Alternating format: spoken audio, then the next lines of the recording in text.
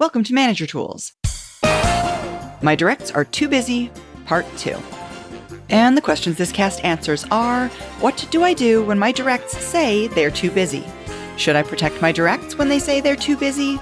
And is busyness a legitimate defense? If you'd like answers to these questions and more, keep listening. Is your organization going through a growth spurt? Or maybe you're not growing, but you're looking at maturing your internal processes in order to ensure you hire the best candidates. Because let's face it, as an organization, we all want to hire the best people. Why? Because we want a world where we don't have to interview again when that individual proves themselves not a good fit for the organization. We want our managers' lives to be easier because managing people who struggle at their jobs is just plain harder. We want to work with and communicate with an individual who's right on track with what we expect for our employees in our organization. If you're interested in talking to us about how we can come on site or bring to your team virtually the effective hiring manager training, please send us an email to customerservice@manager-tools.com, and we can talk about how to help you and your team make the best hires. Okay, we've covered some of the busyness rationales. Let's talk about appropriate managerial strategies to address these things. First, keep in mind, I touched on this earlier, that FUEs and UEs, all these other random busyness invokers, they do truly believe that they're fully busy. Mm-hmm. They feel like that. And that is largely because of the hours they work. Mm-hmm. All you have to do is ask them why they think they're busy, and they'll go right to the number of hours that they're working. And it's ironic because for all but your top performers, they know that they don't just dare leave work early if they figured out how to get all their work done. Right. Because they'll be sending a signal that they have available work hours yet to be captured. So they do their work in such a way that it takes up all their hours. And then they tell you that they're busy. So they come to work and they do 8 hours, the same as somebody else, let's say. And they don't get everything done because none of us get all of our work done every day. So they're like, I'm leaving after 8 hours. I still have a bunch of stuff I haven't done yet. And even if they do get everything done and they could leave at 3, they don't. Right. Which means that the person who stays 8 hours and works that whole 8 hours, or honestly gets twice as much done in 8 hours, they feel busy too. And the truth is, one of them is busier than the other while they're both spending the same amount of time at work. That's exactly it. Folks, this probably reminds you of or sounds familiar. It's basically a version of Parkinson's Law. That is, work expands to fill the time available for it. Many directs, especially those who are most likely to invoke the busyness defense, simply deny their managers more time for more work by saying they are busy. The more generalist version of Parkinson's Law explains why the demand upon resources tends to expand to match the supply of the resources if the price is 0. This applies because the price of your direct's time is 0 relative to them working full and regular hours. We don't have to pay more for more work getting done during normal hours, but our directs control their supply of work output and use this busyness as the defense. And if you're interested in this Parkinson's Law Wikipedia page, there's also Horstman's corollary, which is work contracts to fit the time we give it. And this is the first managerial approach to addressing busyness. Efficiency. Yay. And I love efficiency. I know. I love it. And I don't want to sacrifice effectiveness. However, we're going to push for more work output by asking our directs to figure out how to get their existing work done in less time, which would then allow them to do more in a full day. Exactly. The number of hours don't change, but if you get more work done, you're being more effective generally. Right. Maximizing output. Yeah, exactly. And the second of the 3 core managerial approaches to busyness is prioritization. Often, managers see busyness claims as resistance to change. And it obviously is. I mean, absolutely, it's a resistance to change. Comfort comes with a coefficient of static friction, which is always less than the coefficient of dynamic friction. Those who change more easily than those who resist change. And seeing it as resistance to change gives managers almost no tools to combat the problem other than to, rail against their stubbornness, which, of course, they'll resist. Stubbornly. Yeah, pretty Because seriously. why wouldn't they? Yeah. But the thing is, and I have to attribute a lot of this in directs. If I'm going for the benefit of the doubt and assumption of positive intent, this is just professional immaturity. It's just a lack of understanding of what it means to let your work expand to fit the hours when you could, in fact, compress it and get more out. But the direct who claims busyness to avoid new or different work, which is something they're doing, whether they realize it or not, inappropriately, decided for herself the decision of what work should be done. Yeah. So they've taken responsibility for choosing work for task assignment upon themselves. And another way to say that is her behavior effectively states, nothing you're asking me to do is more important than the things that I'm already doing. And it's a rejection of new work. Yeah. Often without even knowing enough about this new work, this stuff that we're trying to hand over, to compare its value to existing work. And so rejection of the new is used as a way to protect the existing work. And unfortunately, it's the work is the important part, not the I want to keep doing the same thing. Right. And so continuing to do the same thing actually takes control over the prioritization of work. So your directs are taking from you the decisions around about work what's the most prioritization. important thing that needs to be done by us in our organization. That is not how it works. That is not how it works. Prioritization is always ultimately the manager's decision. Exactly. And folks, sure, directs get to make tactical decisions regarding prioritization of their work on a day-to-day basis, based on deadlines that have shifted and whatever else might come along. But directs do not get to completely control their prioritization of the work, excluding any new inputs regarding timing or relative value. And especially so if those inputs or timings come from their boss. Asking your direct to change what they're working on, adding new work, eliminating or reducing existing work in relative priority is fundamental to the nature of role power and cannot be ignored or reasonably resisted by a direct. It is a fundamental managerial approach. Your directs are not responsible for prioritizing the organization's work. You're responsible for prioritizing it for them, and them saying no to work is them taking from you your responsibility for prioritizing their work. They can't say no to work if they don't even know its relative importance to what they're currently working on without them having taken the reins of prioritization, which goes against everything that is organizationally true.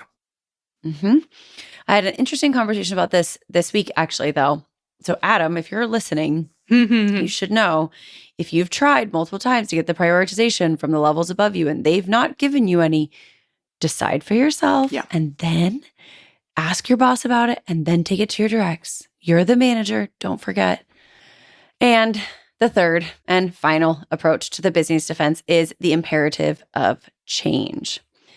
It is a high level, even strategic approach, which makes the argument that if the organization is changing, by definition, the parts of the organization, its constituent parts, must also change. This, of course, is undeniable. And perhaps our directs, again, just professionally immature, forget that this is true. Nevertheless, even though it is undeniable, we have seen directs deny it, not at the theory level, rather at the day-to-day. I don't like that rule. I don't like that rule is being applied to me. I am the exception. And if you have done this in your past, I'm not mad at you. I just want you to know these are organizational things that not everybody knows. Oh, yeah, for sure. Not even all managers know, to be honest. Right. So why would all directs? we wouldn't be here. So if you didn't know this until now, don't feel badly. It's not always something that is talked about or discussed. And now you know. Now you know that when the organization wants to move into new areas, new contracts, new ideas, new products, change has to happen from the top all the way down. And those changes require changes in people's work on a daily basis. They also require elimination of work that isn't useful to the new approach, the new initiative. And y'all, the market is always growing. So the organization has to grow or die.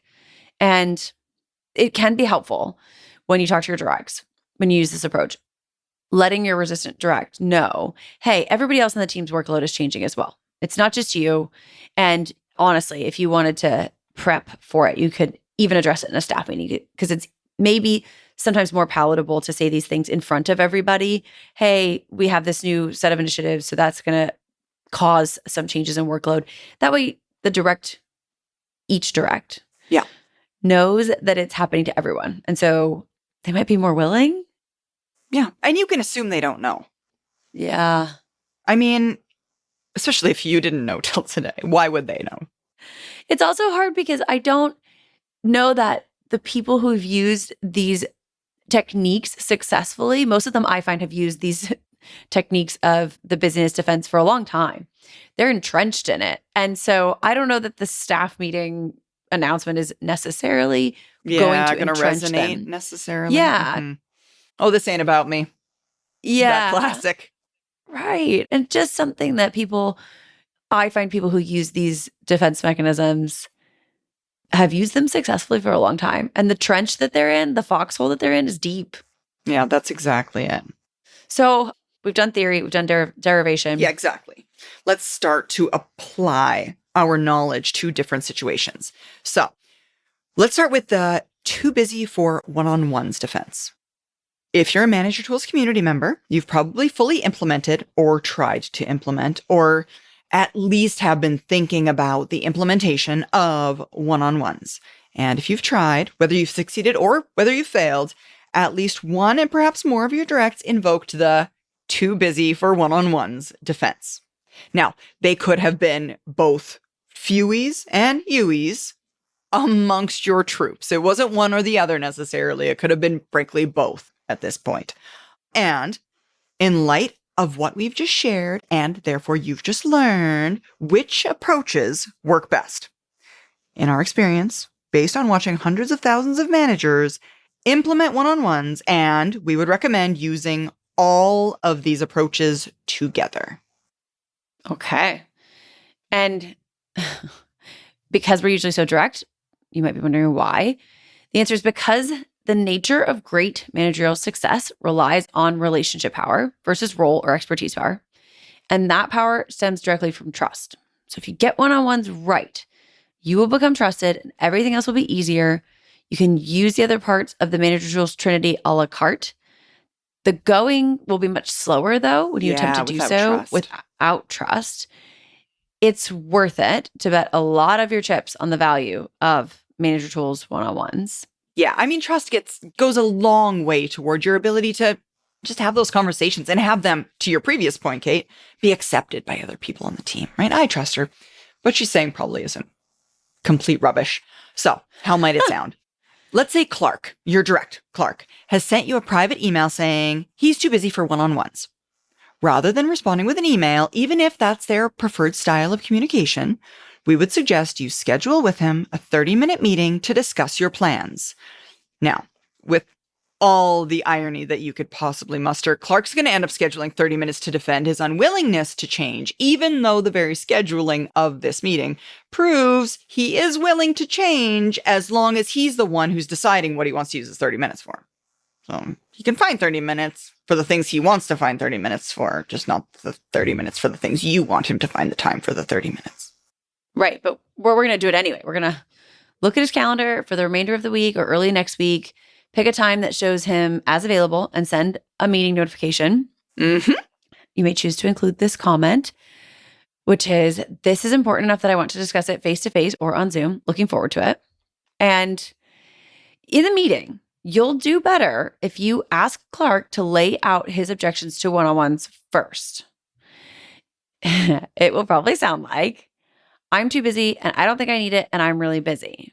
Except with like more words. So many more words. Mhm. Right. Again, ironic since he's trying here in this meeting to make a case that he doesn't have time. Exactly.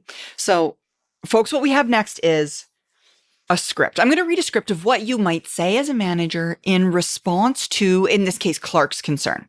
If you're a licensee, I would recommend you print off these show notes. This is quite a lengthy script, and you can have it in front of you while you have your conversation with your version of a Clark. But here we go. So, what you might say in response to this defense is, there are several reasons I want to go forward with this. The first one I'll mention is efficiency or productivity growth. The fact is, we're all asked to do more work over time. Jobs don't stay static, where any one of us can deny the organization the opportunity to expect more work in the same amount of time. Now, we're a humane organization, so we don't try and drive a truck through that principal's loophole. Individually, managers are allowed, though that word is a bit soft, to ask for more capability from folks because folks get better at their work over time. That's one of the reasons companies try to grow without hiring more employees, because of growth, of existing capability, existing employees expanding their skills, spending less on the tasks because of their increased ability, frees them up for new work, which is what I'm suggesting. Our one-on-one be a new work meeting once a week, only 30 minutes, and that'll mean you figuring out ways to get the rest of your work done in a slightly, and let's be honest, ever so slightly, getting it done in less time than you presently do. Now, the second reason I'll mention is the foundational rules for how organizational priorities get decided. Generally, everyone here has a good deal of individual discretion regarding accomplishing their own work, though, as mentioned above, on a path towards greater efficiency. But managers, and that's me, are given the responsibility of assessing the validity of the prioritization and are given the authority to change it in the interests of the firm.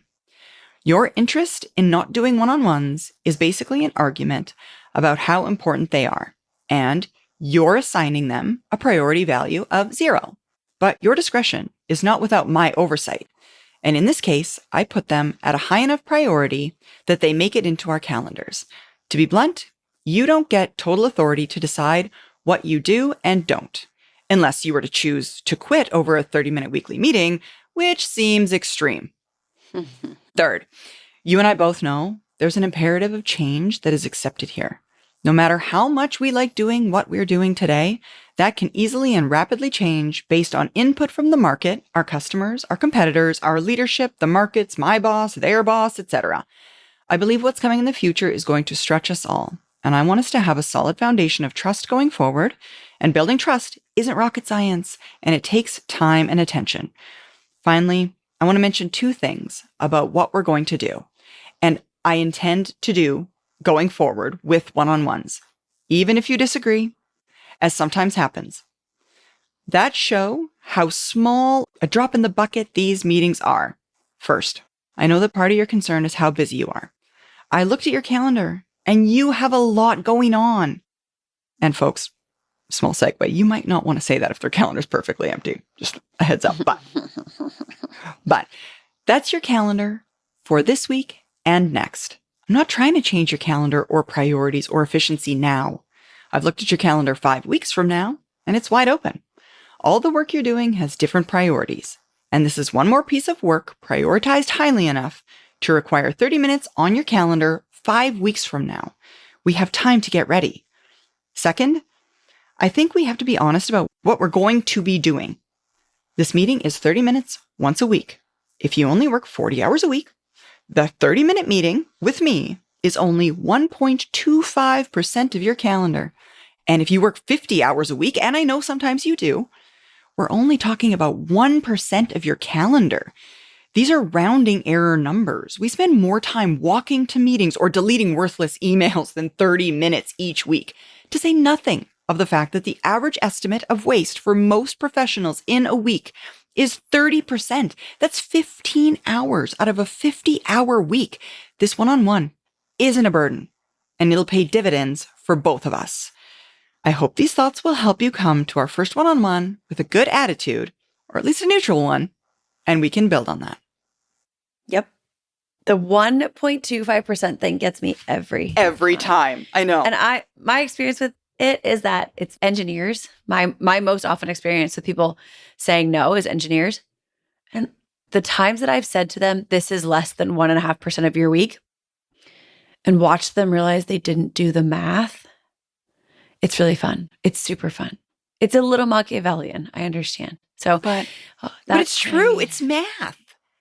They didn't do the math before they came to me and said they were busy. I know. That's the thing that kills you me. did, and no one thinks you did. You came to me to tell me. And I honestly believe that people spend more than 1% of their week getting coffee.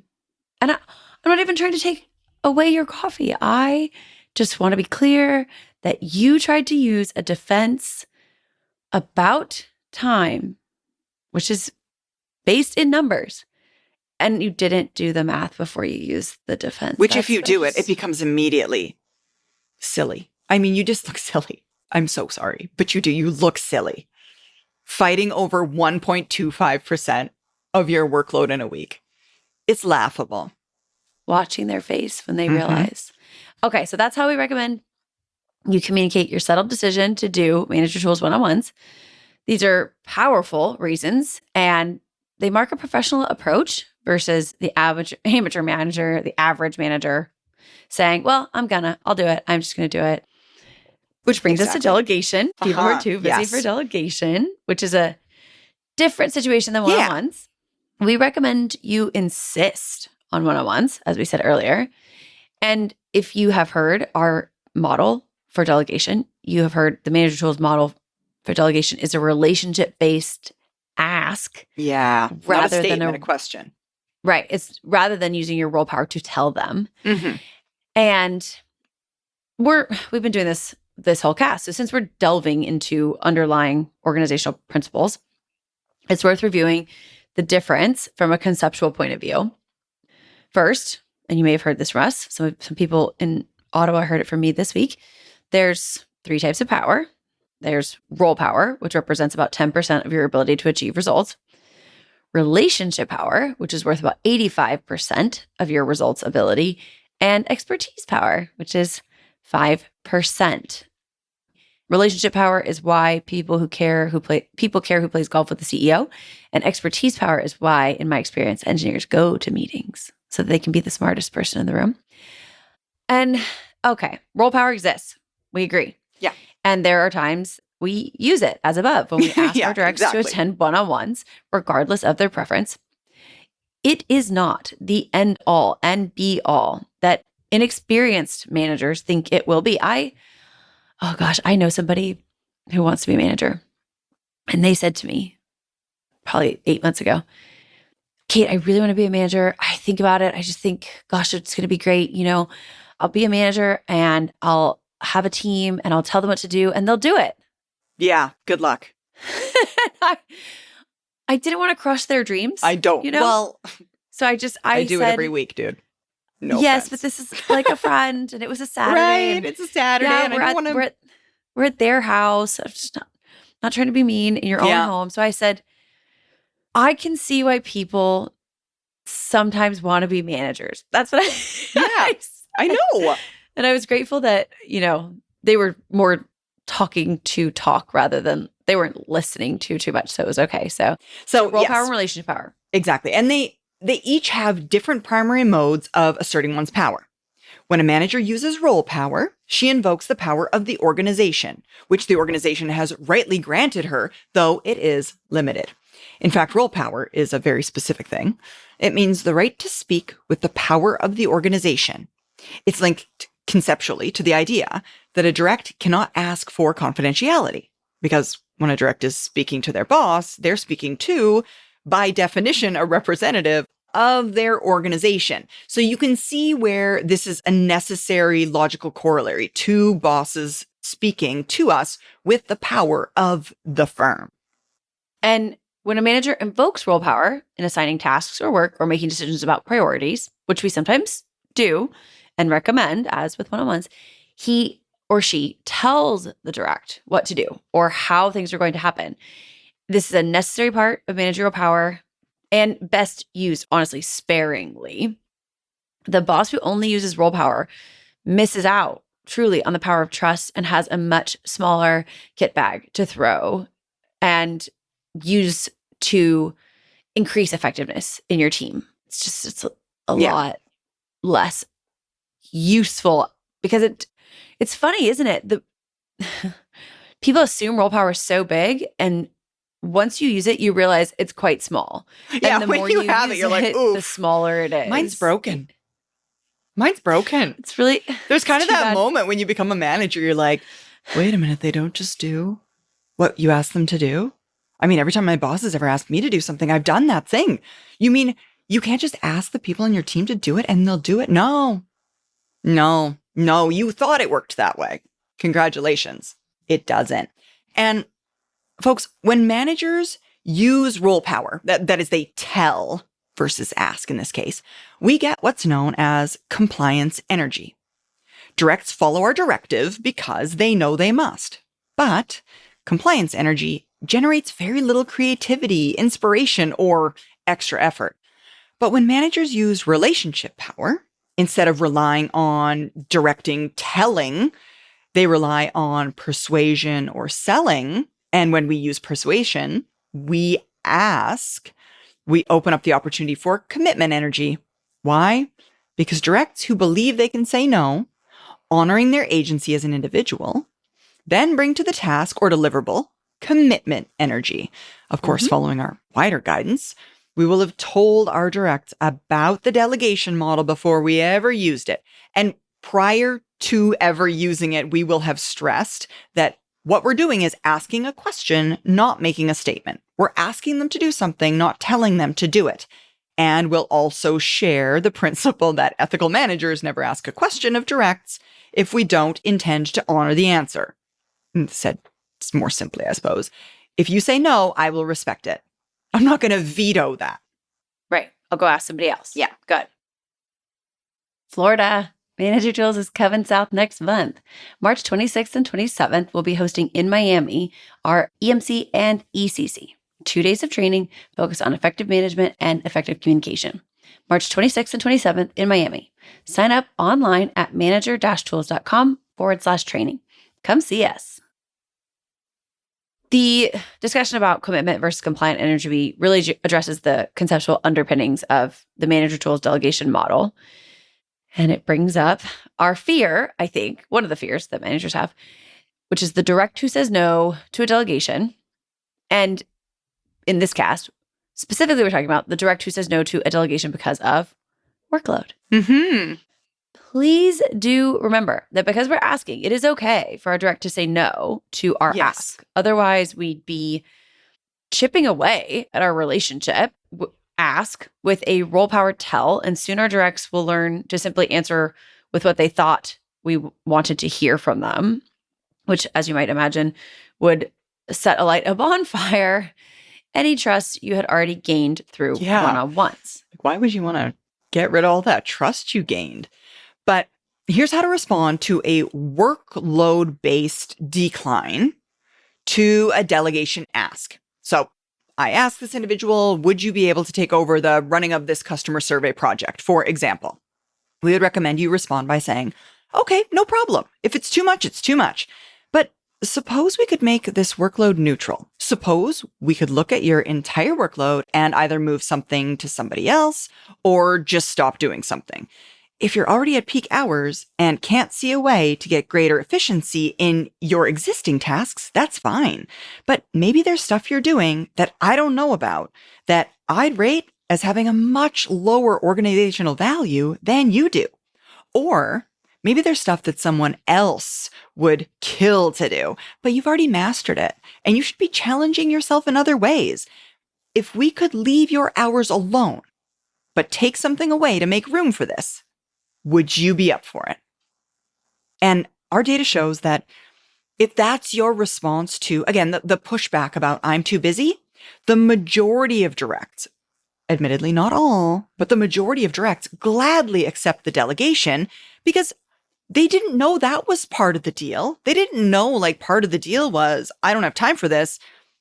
oh, you're going to help me alleviate my workload concern. They just assumed this was another thing to add to the pile, not a replacement. And then we've got to help them solve their problem. That's true. If it turns out they do have one. I will say this, what we're going to propose, I have been through a few times, and 25% of the time when I have done it for myself around my own workload, it was just how I felt about my workload. It wasn't accurate that my workload was too big. I remember having this conversation when I worked for Mark in New Jersey and saying to him, no way, absolutely not. Get out of here. Can't do it. I'm drowning. And it was definitely after I'd presented all day. It was 7 p.m. in New Jersey. And I remember there was snow. It was awful. It was February in New There was Jersey. snow. It was terrible. It was so cold, and so hadn't gone out to dinner, had just eaten French fries for dinner because I was so tired. And I made the list of all the stuff I was working on and realized, oh no, I just feel. Oh, I feel like there's a lot. Oh, yeah. Dude, I do. Same. I mean, that reverse engineering of this thing that we'd suggest you do with directs is incredibly helpful. Yeah. For them and you. Yeah, for them and you. Yeah, if you want to do it for yourself, you're like, I am literally dying. I am underwater over here. Do this next thing that Kate's going to tell you to do on yourself, and it'll make you feel differently. The water might not be that deep. Yeah. You might just feel you may be in like knee deep water, but just like crouched down. You could stand up. So what we're going to do from a conceptual process, and then I'll talk about exactly what to say, is to think of the problem as one of prioritization. Recall the principles we talked about earlier. What should this direct be working on? And what are they working on that you just don't care about? Yeah. What tens of thousands of managers have discovered over the last years, 20 years, 30 years of using, I guess 40, if it depends on when you're listening to this, of using manager tools models, is managers are shocked by how their directs spend their time. Mm-hmm. In a very terrible example, a direct once said, oh, I don't work on what's important. I work on what's interesting. Mm-hmm. I actually talked to someone once who told me that instead of using like a program to create diagrams, they were actually physically cutting out shapes to make diagrams. Oh my gosh, I remember this. Yeah, it was terrible. Yeah, it was really whew. So somewhere somebody's cutting out rectangles. Pasting them to pieces of paper.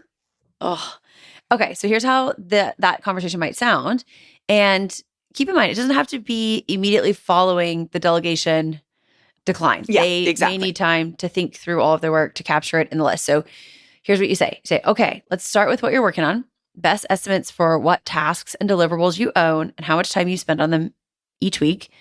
And keep in mind that we have to account for email, some sense of the meetings you spend time in. Keep in mind that everything you're doing is going to be compared to what I'm asking you to do that's new. So is this higher or lower priority? We've all got to change and grow. We also need to be ready to reassess priorities as the company and its markets change. You and I need to be on the same page. And this discussion actually might give us a chance to get there. Don't worry about your prioritization being wrong. That's really not the point here. You probably did what we all do and established priorities and didn't regularly relook at them as the work became, part of your general workload for accuracy in light of changing conditions. And we'll figure that out. Exactly.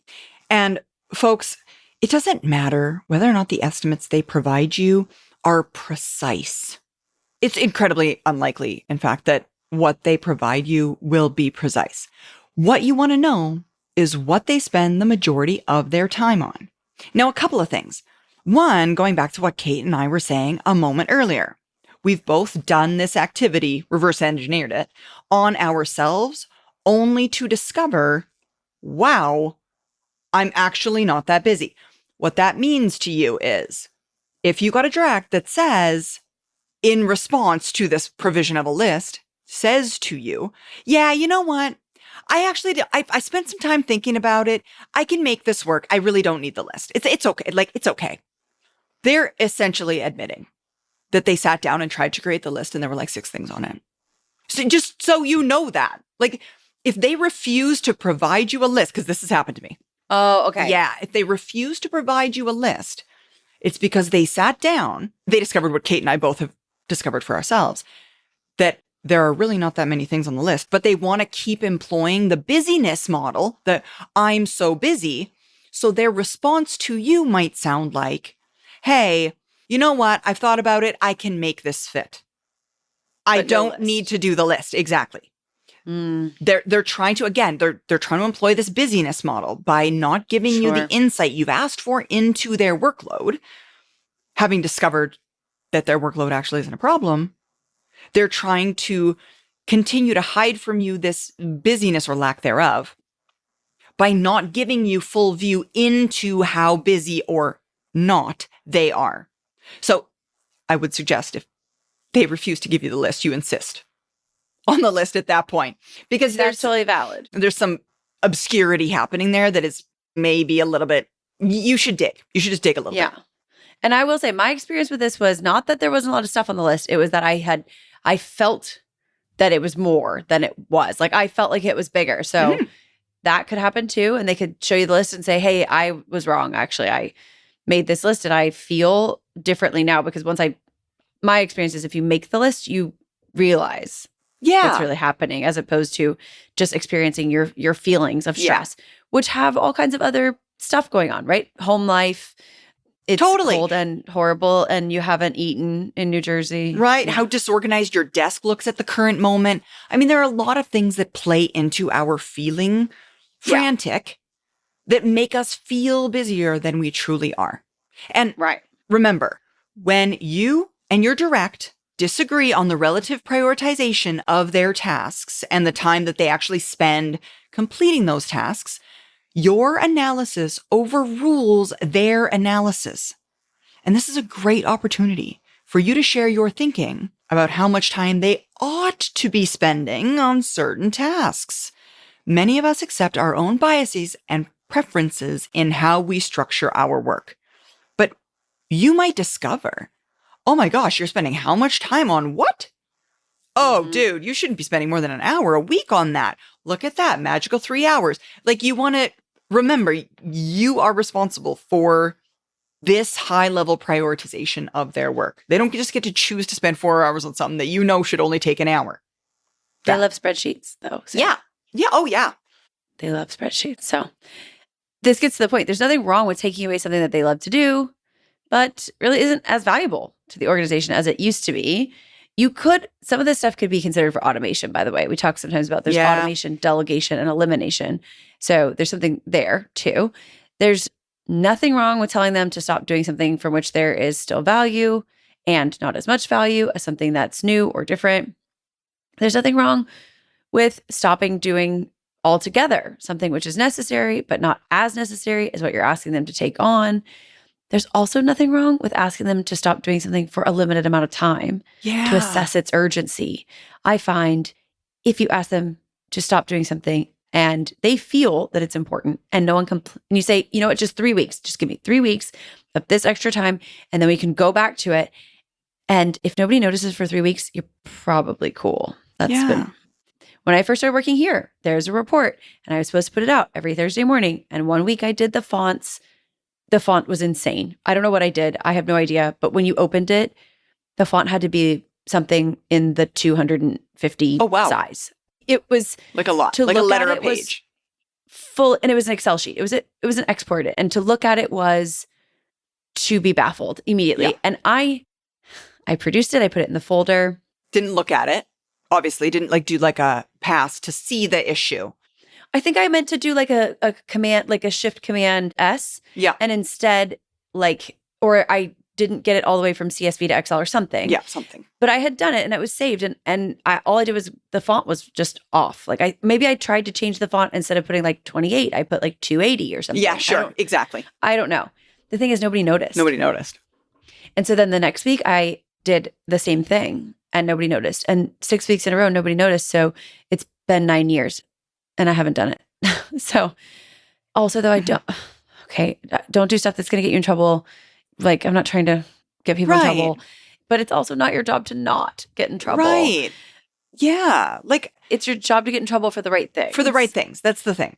All of our organizations are structured in such a way that there's more work to do than people to do them. You're just Fully. yeah, right. If your company's going to stay in business. And in terms of your stoppage of work, it is absolutely possible that what you're trying to delegate does not justify making changes to what someone else is working on. And that's fine too. You can consider delegating it to somebody else on the team. Your job isn't to know all the answers to all of the things immediately. It's just to consider what priorities are and try and make some value judgments with a low-ish degree of risk. So the lesson here for delegating is, now that you understand the hollowness of the busyness defense, you can address it ethically from the point of view of the organization and its growth. And growth comes from people growth. Y'all, busyness is such an easy defense. It's so easy. It is. If you understand the weakness of the argument, you can be a leader who overcomes that argument, a powerful leader. And it doesn't have to be seen as a battle of wills that will cause friction. You don't have to see it as a situation that only leads to trust being drained out of a relationship, because now that you know what to do, you can do what you're supposed to do, growing and developing your team for the right reasons with the right tactics. Exactly. That's all for this week, folks. Thank you so much for joining us for this important topic. We will see you next week with a brand new topic. Thanks, y'all. Have a great week. Bye, everyone.